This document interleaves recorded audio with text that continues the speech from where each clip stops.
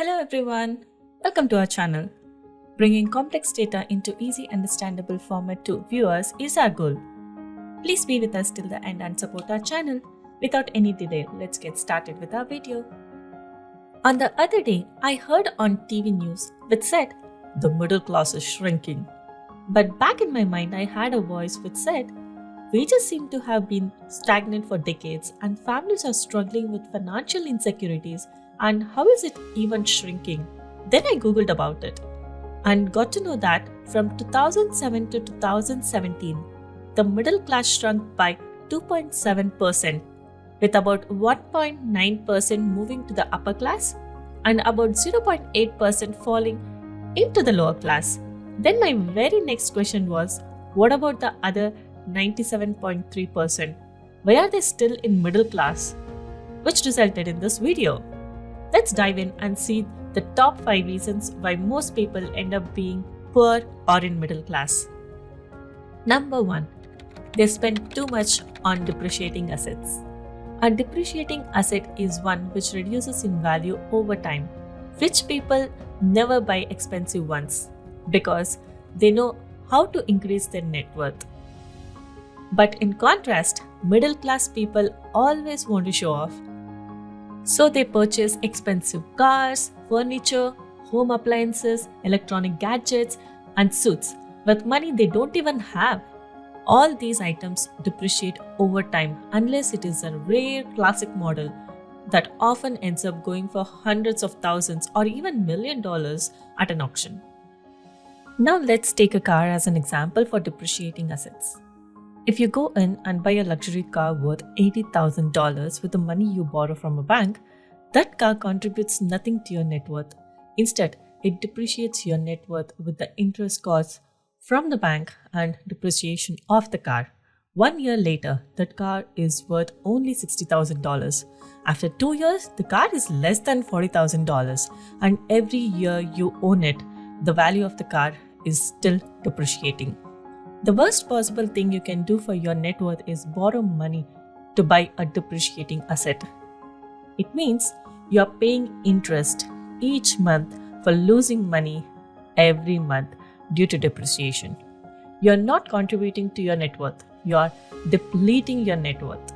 We do understand that cars are essential to our everyday life, but it should be more for function and finance instead for the status symbol. Our recommendation is to buy good used car that better fit your needs rather than buying a new luxury car. You can increase your net worth by investing in appreciating assets such as real estate, stocks, bonds, commodities, and precious metals. Number 2. They are stuck in debt trap. A debt trap is a situation in which a borrower is driven into a cycle of reborrowing or rolling over their loan payments because they are unable to afford the scheduled payments on the principal of a loan. These traps are usually caused by high interest credit cards and payday loans. For example, a 28% annual percentage rate of $5,000 line of credit on a credit card in which the owner only made the minimum payment and never used the line of credit again would take 16 years to pay it off. When the debt obligation exceeds your repayment capacity, you are forced to take fresh loans to repay your existing debts. And before you know it, you get stuck in a situation where the amount of debt that you owe takes a turn for the worst and spirals out of control. And this is exactly what's happening with college students nowadays, as they are borrowing hundreds of thousands of dollars for 4-year college degree, and it will take them years to pay off their debt, and thereby preventing them from saving and investing their retirement. Follow these 3 simple steps if you are stuck in debt trap. First, stop taking more debt. If you take new loan to clear out the old ones, it will only add more financial and mental stress, and they can increase your obligations exponentially. Second, prioritize getting rid of high interest debt. Since the high interest loans like credit card dues and payday loans drain your finances quickly, cleaning them out on priority basis can free up some of your money, which can be used to pay other bills. Third, consolidate your loans.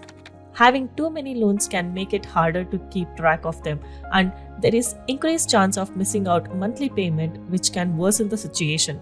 Consolidating all the loans into single loan will make it easier for you to track and manage. Number 3. Education. Poverty and education are inseparably linked. Because people may stop going to school so they can work due to poverty, which leaves them without literacy and numeracy skills. Their kids, in turn, are in a similar situation years later with little income and few options.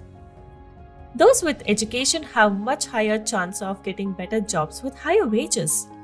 Not having education will raise crime rate, more unskilled laborers who are not fit for available jobs.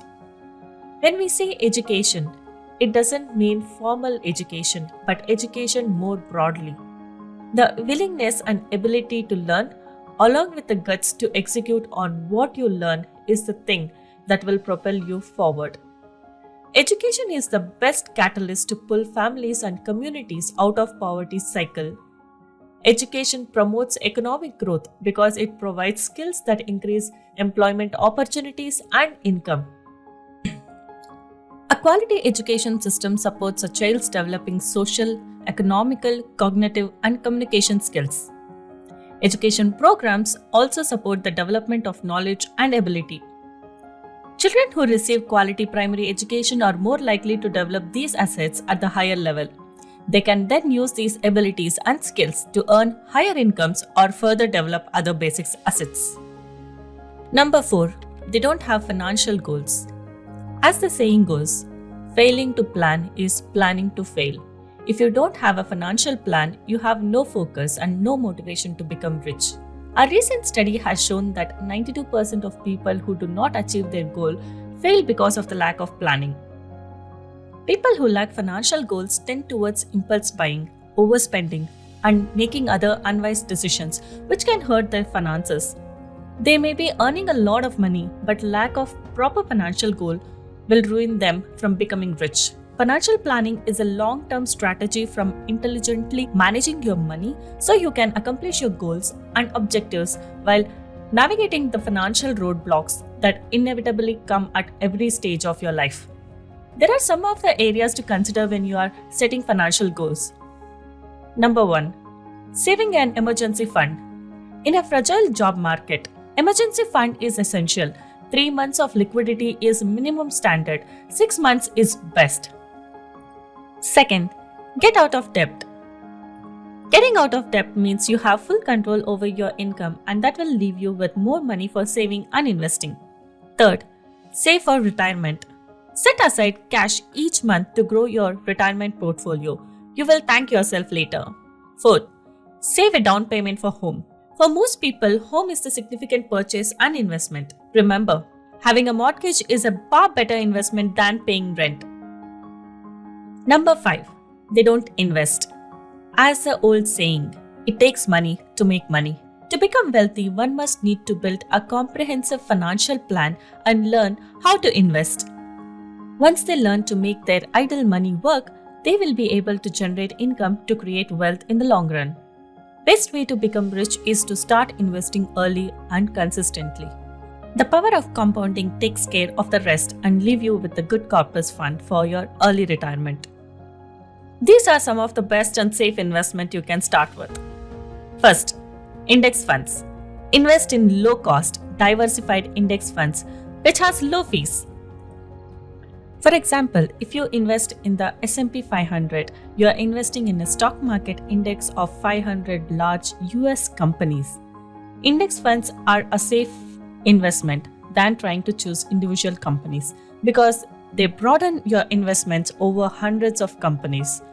Best part about investing in index funds is that the fee and the maintenance cost is minimal when compared to mutual funds or ETFs with higher fees. Second, real estate. Real estate is generally a great investment option.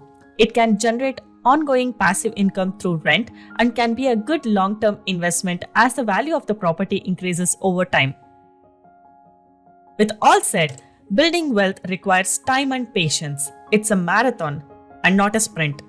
It's a game with yourself that requires consistency and dedication. It's important to get started as soon as possible, but take some time to consider your options so that you can make sure your money is working for you. Thank you for being with us till the end. Show us some love by hitting the like button. Support us by subscribing to our channel. Please provide your feedback in the comment section. See you soon with a new video. Bye bye.